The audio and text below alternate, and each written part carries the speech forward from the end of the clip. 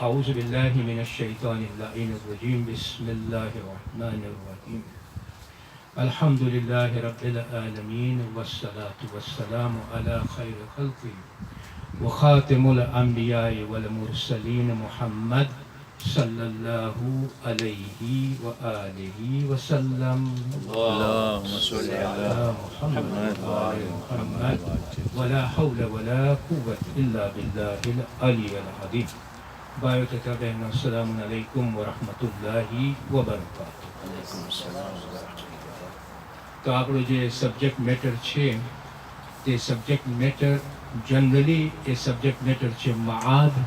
મઆદનો મતલબ છે કે રૂહનું પાછું વળવું, એટલે કે રૂહને પાછું જવું અલ્લાહ સુબહાન વ તઆલા તરફ. તો એમાં આપણે મોતથી કબર અને બરઝખ અને કયામત અને આખિરત, આ જે સફર છે એને આપણે જનરલી મઆદ કહીએ છીએ. તો આપણે આજે 4 થી 5 અઠવાડિયા થયા મોત, કબર અને બરઝખની ચર્ચા આપણે પૂરી કરી હતી. આજે આપણે ઇન્શાઅલ્લાહ કયામતની ચર્ચા શરૂ કરીશું.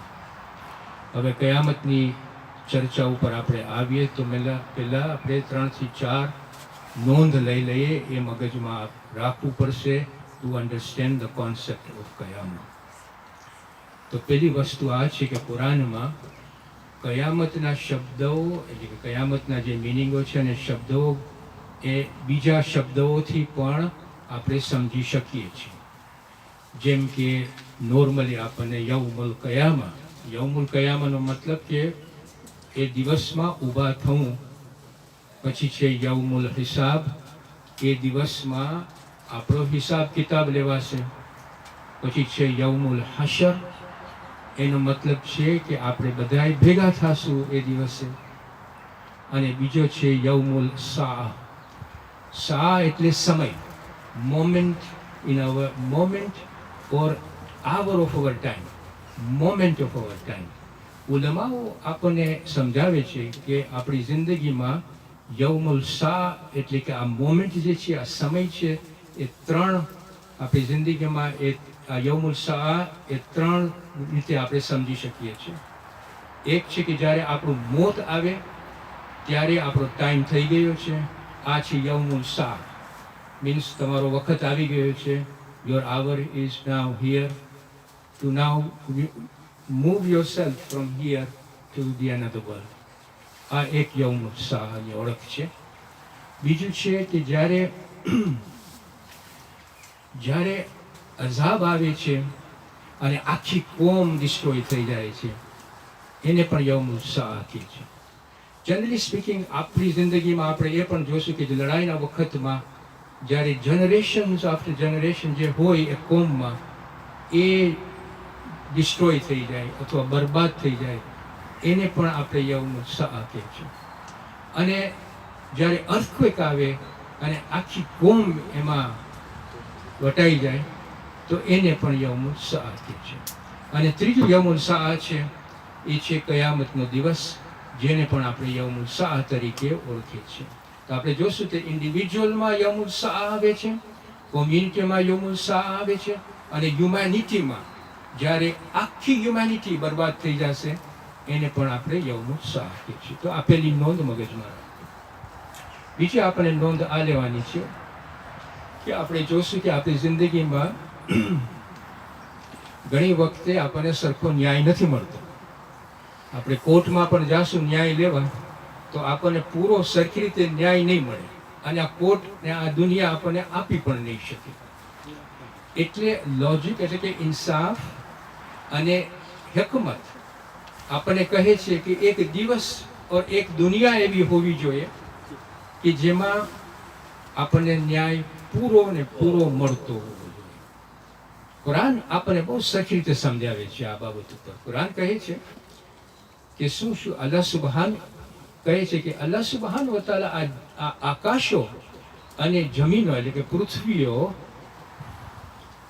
મકસદની સાથે પેદા કર્યું છે. મકસદ એટલે કે ઓબ્જેક્ટિવની સાથે પેદા કર્યું છે.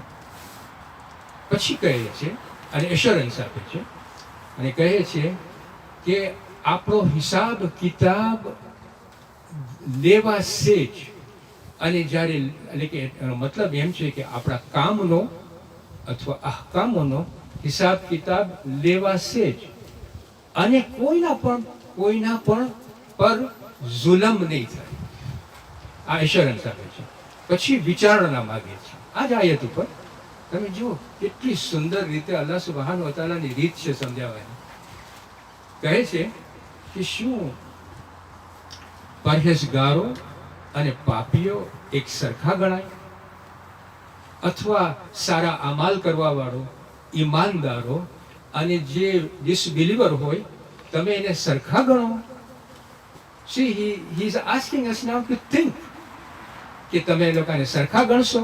ના, આપણે સરખા નહીં ગણીએ. જો તમે સરખા નહીં ગણો તો પછી હિસાબ કિતાબ જુલમ વગરનો ન્યાયથી આવવો જ જોઈએ એક એક ઇન્સાન.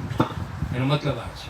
પછી અલ્લાહ સુબ્હાનહુ વ તઆલા આગળ વધીને કહે છે કે એક એક ઇન્સાન પોતાના અમલો સાથે ઊભા થશે એ દિવસે. એ લોકોને દેખાડવામાં આવશે અમલો. એનો મતલબ એમ કે કોઈના ઉપર એવી રીતે જુલમ નહીં થાય. જુલમ મતલબ એમ કે તમે જેવા તમે કામો કર્યા હશો એવા તમને હિસાબો અને એવા તમને બદલાવો મળશે. તો આ બીજી નોંધ આપણે લઈએ. ત્રીજી નોંધ આપણને જે લેવાની છે, આ બધું પ્રૂવ કરે છે કે કયામતનો દિવસ હોવો જોઈએ. જો ન હોય તો the whole life becomes meaningless. It doesn't serve any purpose કે આપણા દુનિયામાં પણ કેમ આવ્યા છે. બરાબર કે નહીં? તો આ ત્રીજી નોંધ આપણે લઈએ કે જો અલ્લાહ સુબ્હાનહુ વ તઆલાના ફઝલો કરમથી આપણને કેટલી ફઝીલતો આપી છે. એમાં બે મોટામાં મોટી, ઉમદામાં ઊંડી ફઝીલતો આપી છે. એક છે વિચાર કરવાની. આપણે જો વિચાર ન કરીએ તો આપણને કાંઈ પણ પારખી ન શકે અને અલ્લાહ સુબ્હાનહુ વ તઆલા સુધી આપણે જઈ ન શકીએ. એને ન ઓળખી શકીએ અને એની તરફ આપણે ન જઈ શકીએ. તો આપણને આ ફેસિલિટી આપી છે. તમે વિચાર કરો, તમે રિફ્લેક્ટ કરો, તમે કોન્ટેમ્પલેટ કરો. આ એક. ને બીજી ઉમદામાં ઉમદા ફેસિલિટી જે આપણને આપી છે, ફઝીલત આપી છે, એ ચૂઝ કરવાની. To decide where you want to go, this way or that way. આજે આ જો એબિલિટી આપણી પાસે ન હોય, ફેસિલિટી આપણી પાસે ન હોય ચૂઝ કરવાની, this is such an important facilitation that આપણને every human being is given that power to decide કે ક્યાં જવું છે તમે. તો કયામતના દિવસે આપણે કહી ન શકીએ કે હું વિચાર્યું, તમે વિચાર કર્યા હતા કે હું આમ જાઉં. અહીંયા આપણને આ ફેસિલિટી આપી છે કે તમે ડિસાઇડ કરો. કહેવાનો મતલબ એમ કે જો આ ફેસિલિટી આપણને આપ્યા પછી અલ્લાહ સુબ્હાનહુ વ તઆલા કહે છે કે મેં તમને મકસદ વગર પેદા કર્યા. તમે થિંક નથી કરતા? મકસદ વગર મેં તમને પેદા કર્યા હતા ને તમે એમ ધારશો કે તમારા ઉપર હિસાબ કિતાબ નહીં લેવાય? જરૂર લેવાશે. તમે મારી પાસે પાછા આવવાના છે. આ ત્રીજી નોંધ. ચોથી નોંધ જે આપણને લેવાની છે તે આ છે કે હંમેશા તમે જોશો કે આ જિંદગીમાં અને આ દુનિયામાં આપણે ઓબ્ઝર્વ કરશું કે જે માણસ આટલો બધો જુલ્મ કરી અને સજા વગર પણ મરી ગયો હોય છે. બરાબર કે નહીં? કેટલા માણસો છે કે જે જુલ્મ કર્યા હોય ને સજા વગર ગુજરી ગયા, અને જેના ઉપર જુલ્મ થયો હોય, મઝલૂમો બદલા વગર ગુજરી ગયા. તો this is not a justice in any way for us. આપણે જ્યારે વિચાર કરીએ આના ઉપર તો આપણને એમ લાગે કે આ કેવું કે એક માણસ આટલો જુલ્મ કરીને પછી ગુજરી ગયો હોય અને આટલો મઝલૂમ થઈને ગુજરી ગયો હોય, તો આ લોકોને એ લોકોનો હક ક્યારે આપશે ને કોણ આપશે ને ક્યારે મળશે એ લોકોને? તો આ વસ્તુ ઉપર અલ્લાહ સુબ્હાનહુ વ તઆલા આપણું ધ્યાન કુરાનમાં ખેંચે છે અને કહે છે કે હે રસૂલ, કહી દો આ જે ઝાલિમો છે ને, એ લોકોને એમ થતું હશે કે એ લોકોના જુલ્મ કરીને અલ્લાહ સુબ્હાનહુ વ તઆલા શું હિડલેસ છે? હિડલેસનો મતલબ સમજો છો ને, કે એ અવેર નથી કે તમે શું કામો કર્યા છે? જરૂર અવેર છે અને જરૂર તમને એનો બદલો મળશે. અલ્લાહ સુબ્હાનહુ વ તઆલા કહેવા માંગે છે કે જો આ બધા ઇન્સાનોને મેં એક મોહલત આપી છે, ટાઈમ આપ્યો છે ઇસ્તિગફાર કરવાનો, તોબા કરવાનો, ટુ રિટર્ન બેક, સુધરવાનો. આ ટાઈમ મેં એ લોકોને આપ્યો છે. એ ટાઈમ આપ્યો છે કે એ લોકોનો ગુનાહ કરીને પોતાનો ખાડો પણ ખોદે. એ પણ ટાઈમ આપ્યો. પણ જ્યારે વખત આવશે ને ત્યારે એ લોકો એટલા ડર થશે, એટલા ડરી જશે કે એ લોકોની આંખ આટલી મોટી થઈ જશે. This is a meaning of it. This is how they will feel my azab when it comes. અને પાંચમી આપણને જે નોંધ લેવાની છે તે આ છે કે જેટલા પૈગંબરો આવ્યા છે તે બધાએ આપણને કયામત વિશે કહી ગયા છે. They have always told us કે remember whatever you do in this world, in the journey of this life, you will be accountable. અને કયામતનો દિવસ આવવાનો છે અને આપણો અકાયદ એ છે, આપણે જે બિલીવ કરીએ છીએ, જે અલ્લાહ ઉપર ઈમાન લઈ આવી લીધા છે, એનો અકાયદ આ છે કે Qayamat or the day of judgment is one of our fundamental belief, and we believe that a time will come when we will have to be answerable to Allah subhanahu wa ta'ala. જો આ સમજાઈ ગયું હોય, આ પાંચ નોંધ સમજાઈ ગઈ હોય તો આપણે આગળ વધીએ. હવે આપણે આ સૂરે યાસીન દર ગુરુવારના આપણે પઢીએ છીએ, બરાબર કે નહીં? તો સૂરે યાસીન એટલો સુંદર સરસ સૂરો છે, અને અંદર તમે જોશો ને તો એક આયત ને બીજી આયતથી એટલી બધી ઇન્ટરકનેક્શન હોય છે કે એક સરસમાં સરસ સૂરે યાસીન, જો આપણે સરખી રીતે સમજીશું કે સરસમાં સરસ એક નેરેટિવ આપણા માટે છે. એમાં આપણને ઘણી બધી જાણો અલ્લાહ સુબ્હાનહુ વ તઆલા આપે છે. 48મી આયત જે હતી, 48મી આયતમાં અલ્લાહ સુબ્હાનહુ વ તઆલા કહે છે કે આ જે ડિસબિલીવર્સ છે ને, જે કાફિરો છે ને, એ લોકો મોમિનોને કહે છે કે જો કયામત સાચું હોય ને, કયામત સાચું હોય તો ક્યારે આવશે? અમે તો દરરોજ જોઈએ છે કે સૂરજ અહીંયાથી નીકળે છે ને ત્યાં આથમે છે, દિવસ આવે છે, રાત આવે છે, ક્યારે આવશે? મારી જિંદગીમાં મેં તો હંમેશા જોયું છે કે આ દિવસ ઉગડે છે અને આથમે, સૂરજ ઉગડે છે અને આથમે છે, રાતનો હું સુઈ જાઉં છું, પાછો દિવસમાં હું જાગું છું. ખબર ને કયો કયામત ક્યારે આવશે? એટલે આનું કોન્ટેક્સ્ટ છે ને આપણે સમજવા જેવું છે. તો when you look at the 47th ayat, 47મી આયતમાં અલ્લાહ સુબ્હાનહુ વ તઆલા આપણું ધ્યાન ખેંચ્યું છે. Actually, he is addressing the disbelievers now. સૂરે યાસીનમાં અમુક તમે જોશો ને તો અલ્લાહ સુબ્હાનહુ અમુક આયતોમાં ડિસબિલીવર્સને એડ્રેસ કરતા હશે, then he makes a pause. Then he addresses the believers, then he makes a pause. Then he goes back to that one, and then he starts again. So that is how he constructs a narrative. એટલે શું કે આપણે બધાએ જાગતા રહીએ, સુઈ ન જાય. મતલબ એમ કે સૂરે યાસીનમાં આપણે બધા જાગતા રહીએ. Anyway, he is now addressing on the 47th ayat, 47મી આયતમાં અલ્લાહ સુબ્હાનહુ વ તઆલા ડિસબિલીવર્સને કહે છે કે મેં તમને રોજી આપી, આ રોજીમાંથી લોકોને તમે મદદ કરો. તો જો આ જો હવે પછી ટોન્ટ મારે છે, આ ડિસબિલીવર્સ છે ને, આ સાંભળીને મોમીનો ઉપર ટોન્ટ મારે છે, એટલે કે મેણા મારે છે. કહે છે કે અલ્લાહ સુબ્હાનહુ વ તઆલાને જો આપવું હોય તો એ રોજી આપી શકે છે. અમે શા માટે યાદી કરીએ આની? અમે ભૂખ્યા નથી રાખતા રોજીના. એ તો અલ્લાહ સુબ્હાનહુ વ તઆલા જો કરવું હોય તો એ કરી શકે છે. આ હદ ઉપર એ લોકો પહોંચી ગયા હતા. This was the context in which the 48th ayat હવે હદની બારે જાય છે કે આ કયામત અમે બિલીવ નથી કરતા. 49th ayatમાં અલ્લાહ સુબ્હાનહુ વ તઆલા ધમકી આપે છે કે આ લોકો એક મોતની એક ચીસની વાટ જોઈએ છે. મોતની એક ચીસની વાટ જોઈએ છે, અવાજની વાટ જોઈએ છે. અને જ્યારે આવશે ને ત્યારે એ લોકો એટલા એવા વાદ વિવાદમાં પડી ગયા હશે, લોકોને દુનિયાની એક્ટિવિટીઝમાં એટલા પડી ગયા હશે કે એ લોકોના મગજમાં એ હશે કે હવે કયામત આવવાનું છે કે નથી આવવાનું. Nobody is going to be bothered about it. They will be so occupied in the worldly affair.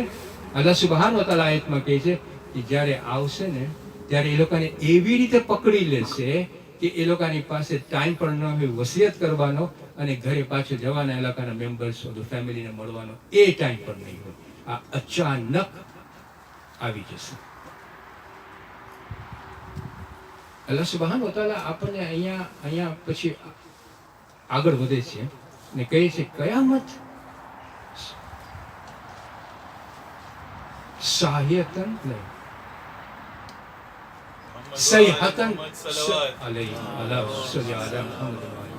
Qayamat એક ચીઝ જ છે, એક ચીઝ. સૈહતન વાહિદતન, એક જ ચીઝ છે. પછી અલ્લાહ સુબ્હાનહુ વ તઆલા આપણને સમજાવે છે અહીંયા કે જો આ એક બહુ ગભરામણની ચીઝ છે જે આકાશમાંથી નીકળશે અને જ્યારે આકાશમાંથી એ ચીસ નીકળશે ને ત્યારે દુનિયામાં જેટલી જીવ વગરની વસ્તુઓ છે ને એ બધી વસ્તુઓ ફોલ્ડ થઈ જશે, ખાક થઈ જશે. અને જે જીવવાળી વસ્તુઓ છે એ બધી મરી જશે, ગુજરી જશે એક ચીજથી. અને એ ચીજ છે ને લાંબો વખત નહીં રહે, થોડોક જ વખતનો હશે. એટલી જ ચીજમાં દુનિયા આખી બરબાદ થઈ જશે. આ જેટલું આપણી પાસે આ બેલેન્સ છે ને એ બેલેન્સ નીકળી જશે. પછી કુરાન વધારે સમજાવે છે કે આ દિવસ જે આ ચીજ છે ને એ દિવસમાં શું થશે. અલ્લાહ સુબ્હાનહુ વ તઆલા કહે છે કુરાનમાં કે પરવરદિગારથી ડરો, have fear of your Lord. પછી કહે છે કે આ કયામતનો દિવસ છે ને એને તમે આ મોટો દિવસ છે, એને વે બિહામણો દિવસ છે આપણા માટે, પણ કે છે મોટો દિવસ છે. પછી સમજાવે છે અને એટલા એવી વિવિધ રીતે સમજાવે છે આપણને કે એ કહે છે કે જે દૂધ પીવડાવવાવાળી માં છે ને એના બચ્ચાને દૂધ આપતી હશે ને એ બચ્ચાને ફગાવી દેશે. એ તકલીફ વાળો આ કયામતનો દિવસ છે. કોઈ માં દૂધ પીવડાવતી હોય કરી શકે, પણ આ દિવસ એવો બિહામણો હશે કે આ માં એ જે બચ્ચાને દૂધ પીવડાવતી હશે ને એને પણ ફગાવી દેશે. પછી કહે છે કે પ્રેગ્નન્ટ વાળી જે બાઈ છે ને એ જે બચ્ચુને કેરી કરે છે ને તો કહે છે કે એ બચ્ચાનો જે ભાર છે ને એ ભાર હવે એ કબૂલ નહીં કરે. તમને ખબર છે ને કે જ્યારે પ્રેગ્નન્ટ માં હોય ને તો હંમેશા કહે છે હું દોડીશ નહીં કારણ કે હું પ્રેગ્નન્ટ છું. એ બચ્ચાને એટલું ધ્યાન રાખતી હોય કારણ કે બચ્ચો મોટો થાય છે એના વૂમમાં, એટલું ધ્યાન રાખતી હોય, એટલું ધ્યાન રાખતી હોય. પણ આ દિવસે આ જે બોજો છે ને એ કબૂલ નહીં કરે. આ બોજો હવે કબૂલ નહીં કરે કારણ કે એ દિવસ આવી ગયો છે. અને પછી કહે છે કે આ દિવસે એ દુનિયામાં દુનિયા એટલી હલતી હશે, એટલી this is the vivid nature of the explanation. એટલી ધ્રુજતી હશે કે પહાડો છે ને એ પહાડો એકબીજા સાથે અથડાશે અને ધૂળ બની જશે. પછી કહે છે કે ચાંદ જે છે ને એ ચાંદમાં જે નૂર આવે છે ને એ નૂર પણ નહીં આવે. આપણે કહીએ બ્લેક એટલે શું, આંધળું ને કાળું પડી જશે, એમાં નૂર નહીં હોય. અને સૂરજ અને ચાંદ સાથે થઈ જશે. એ દિવસે આપણા બધાની આંખ ડરથી એટલી મોટી થઈ જશે અને આપણે કહેતા હશું એકબીજાને કે હવે હું ક્યાં ભાગું, કઈ બાજુ I can hide, there is no place to hide. આ દિવસ આપણને અલ્લાહ સુબ્હાનહુ વ તઆલા આવી રીતના કુરાનમાં ડિસ્ક્રિપ્શન આપે છે કે જ્યારે આ ચીસ આવશે ને ત્યારે આ બધું તમે ઓબ્ઝર્વ કરશો. હવે તો પછી ગુજરી ગયા. પછી અલ્લાહ સુબ્હાનહુ વ તઆલા કહે છે કે અમુક વર્ષ પછી કે અમુક વખત પછી અમુક સમય પછી એક બીજી સૂર નીકળશે. અને જ્યારે એ સૂર નીકળશે ને ત્યારે આપણે બધાય કબર આપણે જ્યાં જ્યાં આપણે ડટાવ્યા હોય, જ્યાં જ્યાં આપણે જ્યાં ગુજરી ગયા હોય ત્યાંથી આપણે ઊભા થશું અને ગભરાતા ગભરાતા ઊભા થશું. અને આપણે પૂછશું કે કોણ મને આ નિંદરમાંથી જગાડ્યું. ત્યારે અલ્લાહ સુબ્હાનહુ વ તઆલા કહે છે તારો મહેરબાન અલ્લાહ સુબ્હાનહુ વ તઆલા જે તને આ બધી હિકમતો અને હિદાયતો આપતા હતા કે કયામતનો દિવસ આવવાનો છે એ આવી ગયો છે. This is the reality in front of you now. હવે મારી પાસે આવવાનો છે. અને ડિસ્ક્રિપ્શન આવી રીતના આપણને સ્કોલર્સ આપે છે કે આપણે લોકસ્ટને જોયું કે લોકસ્ટને જ્યારે આટલા બધા લોકસ્ટ ફ્લાય કરતા હોય અને પછી એ આપણે દૂરથી દેખાય બરાબર ને લોકસ્ટ આવે છે, એવી રીતે કે કબરોમાંથી આપણે બધા લોકસ્ટની માફક નીકળશું અને આપણે મેદાને હશરમાં જલ્દી ચાલતા જલ્દી જશું. એ વખતે આપણને ખબર પડશે, એક એક ઇન્સાનને ખબર પડશે કે એ આગળ શું મૂકી આવ્યો છે, એ શું મોકલી દીધો છે અને પછવાડે એને શું રાખ્યું છે. એક ઇન્સાન આવી વ્યાધિમાં હશે. અને જે ડિસબિલીવર્સ હશે એ વ્યાધિમાં હશે કે કાશ મને અલ્લાહ સુબ્હાનહુ વ તઆલા પાછા દુનિયા પર મોકલાવે અને હું સારા કામો કરીને બતાડી આપું અલ્લાહ સુબ્હાન. એવી વ્યાધિમાં હશે. અને જે બિલીવર્સ હશે એ લોકો ખુશમાં હશે કે એટલીસ્ટ આપણે માન્યતા રાખી હતી અલ્લાહ સુબ્હાનહુ વ તઆલા અને આપણે એ વખતમાં હશે કે એટલીસ્ટ સારા કામો પણ આપણે એની રાહમાં આપણે કર્યા હતા. તો આ એક નકશો આપણને કયામતનો અલ્લાહ સુબ્હાન વ તઆલા આવી રીતે આપણને આપે છે. હદીસમાં એ પણ છે કે રસૂલ ખુદાની હદીસ છે કે કયામતનો દિવસ આવશે તો શુક્રવારનો દિવસ આવશે ને આપણા ઉલમાઓ તરફથી આપણને ચેતવણી આપવામાં આવી છે કે શુક્રવારના દિવસો, કાલે શુક્રવાર છે બરાબર કે નહીં, તો કાલે આવી શકે છે કયામત અલ્લાહને પણ કે શુક્રવારના દિવસો તમે જરાક ચેતતા રહ્યો છો. Must think about that this is the day Qiyamah can come anytime. Be prepared yourself that it can come anytime. હું અહીંયા હવે સ્ટોપ કરીશ અને નેક્સ્ટ ટાઈમ હવે કબરમાંથી હવે આપણે ઊભા થઈ ગયા છે બરાબર કે નહીં. હવે આપણે મેદાની હશર તરફ જાય છે.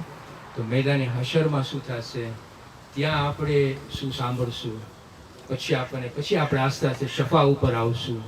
રસૂલ ખુદા, પૈગંબરો, ઇમામો આપણને શફા કેવી રીતે આપશે એના ઉપર આપણે ચર્ચા કરીશું.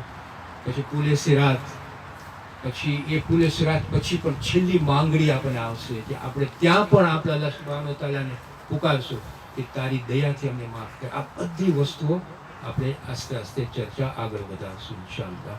અસ્સલામુ અલૈકુમ વરહમતુલ્લાહિ વબરકાતુહુ. اللهم صل على محمد وآل محمد.